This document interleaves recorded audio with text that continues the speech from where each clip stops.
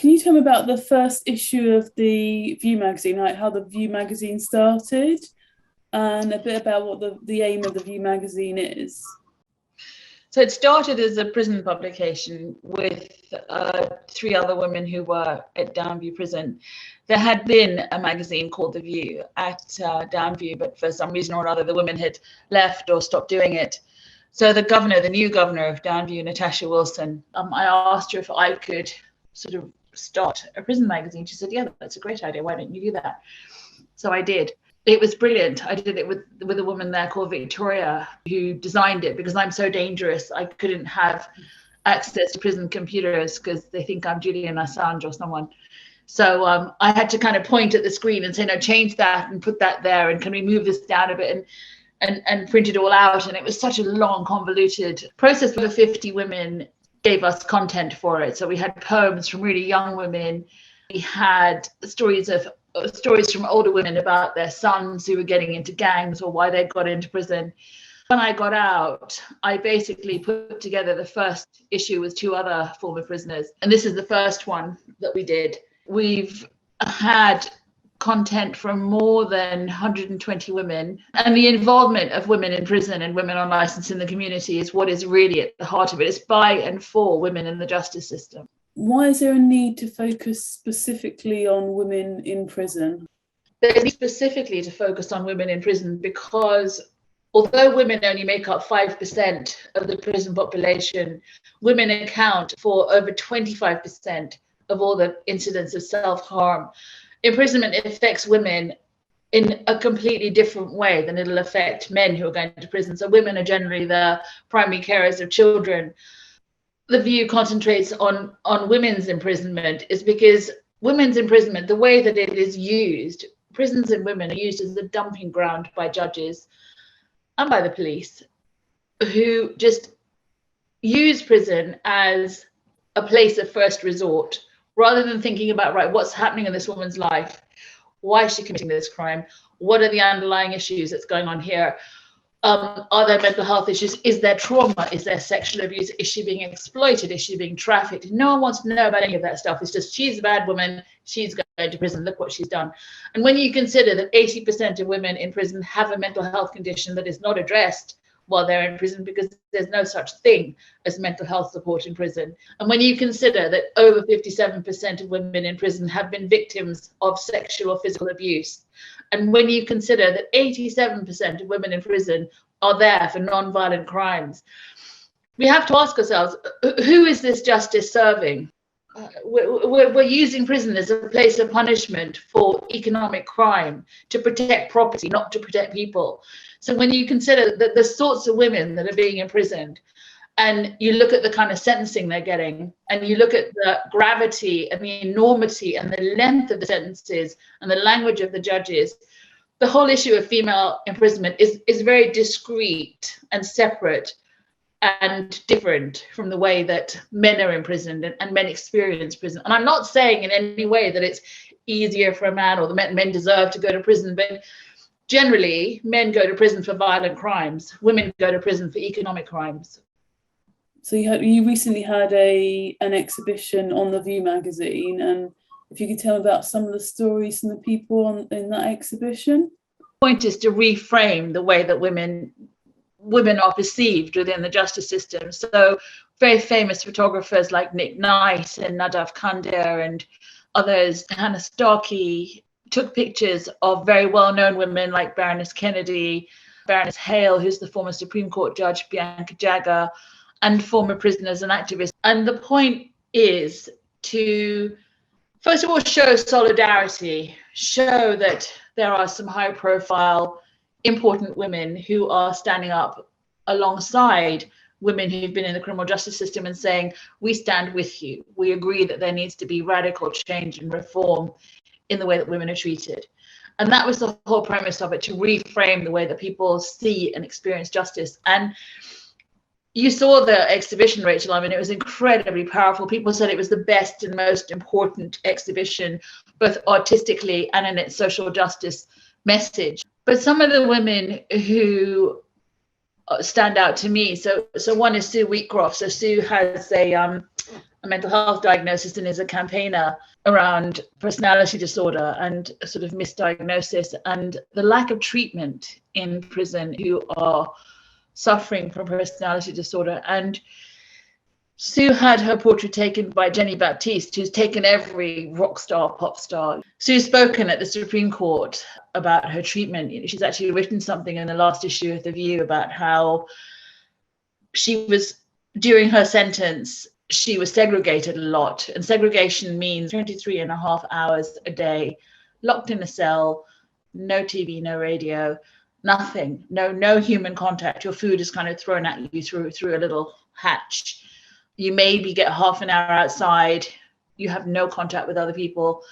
And it's really been called cruel and inhuman punishment. So to do that to a woman with a serious mental health diagnosis, when Sue reached out to the prison psychologist, she was told, look, my job is not to help you with your mental health in here. My job is to keep you out of segregation so that your situation doesn't get worse, so that your condition isn't exacerbated. And of course, any woman who's gone through the criminal justice system, first of all, has been so traumatized by that, but then also will have years and years and years of trauma that she's already gone through in her life that brought her to the situation that she was in. And Sue's portrait by Jenny is this incredibly intense. She's wearing a black mask, so really all you see is her eyes. And she's standing in front of the very iconic Royal Courts of Justice.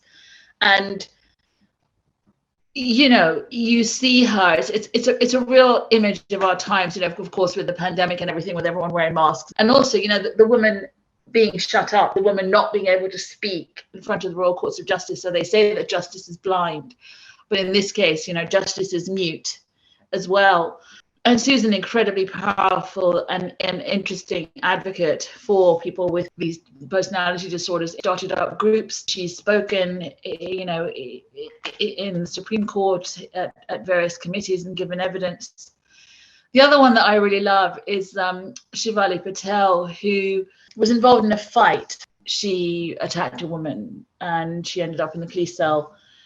And the policeman had her up against a wall, basically, and she attacked him because all of this trauma was triggered in her. And she very narrowly escaped a prison sentence, but that forced her to look at the justice system and what it was doing and how easily she could have ended up inside. And that absolutely terrified her. And now the portrait that Felicity Crawshaw has taken is so beautiful. She was like 7 months pregnant or something. Now she's a coach and a healer, and she sort of dedicated her life to helping people. And the other one that really stands out to me is Kate Morrissey. So Kate was very badly addicted to drugs, had a serious eating disorder, weighed 5 stone at one point. All of these 3 women's stories, I think, are in our summer issue. So Kate went to prison, in and out, really chaotic lifestyle, again, abuse and trauma and really rough, very rough life and situation that she went through.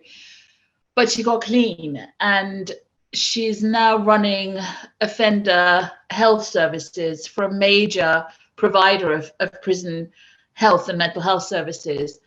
And that's just such a testament to her and also to these other women who've just turned their lives around in spite of everything that they did that was done to them, in spite of suffering in the justice system in the way that they did. Point of the View and the whole point of Someone's Daughter is we want to change how justice is done.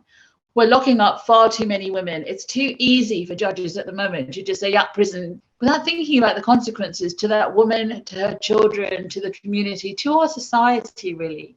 We really need to reconsider who we're locking up, for what reason, and who it's serving. So you've mentioned mental health a fair bit. How do you feel that the prison system deals with mental health issues in women in prison? Out of a £13 billion budget, 500 million is spent on health and mental health contracts that, again, are basically privatized contracts to companies like Virgin, lots of NHS foundation trusts, which are basically spin-offs, which are basically run like private companies with CEOs on 500,000 a year.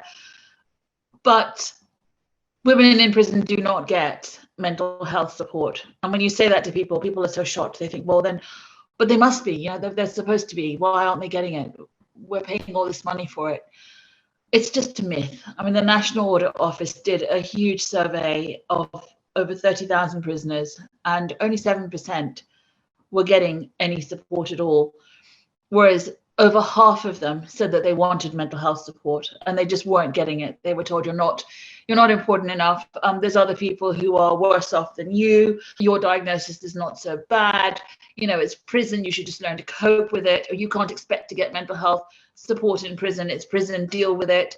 Everyone's going through mental health. And in my case, I was misdiagnosed with personality disorder, which later transpired to be complex post-traumatic stress disorder, which is apparently a very common misdiagnosis, particularly in the prison system. Now, if you're diagnosed with personality disorder in prison, it's basically the lock her up, throw away the key, and don't believe a word she says, and don't listen to her, and she's manipulative and, you know, attention seeking and all these other horrible things that they say. If it's complex post-traumatic stress disorder, it can be. So what's behind the name, the exhibition, Someone's Daughter? Because every woman that stands in a courtroom that is indicted or in a police station or going through this is someone's daughter, and that's what we remove from her to be able to treat these women in that way. We remove their humanity, and I think what's really important is that we just remember that we are all someone's daughter. Kind of there's this intersection of feminism where for a long time feminists didn't think that women in the justice system were sisters. You know, they were just sort of excluded, discarded. You're sort of dirty, we don't want to be involved with you, you know, you've committed crimes, kind of thing. Well, now I think with the understanding of violence against women and the trauma that women in the justice system have gone through, I think feminists are according a lot more space and time. And also I think women like me who are feminists who've gone through the justice system are saying, actually, I don't need your approval, I don't need you to tell me I'm a feminist, I don't need your space, because we can take up our own space. And I would just really encourage people to read The View and understand, you know, from multiple points of view, from the points of view of the women who justice affects the most, from their children, from their families, from the networks and the lawyers and the judges and the barristers who contribute, to really just sort of get a better understanding of what is really happening to these women. And it's in your name. This is happening in your name with your money. So you have a right to know.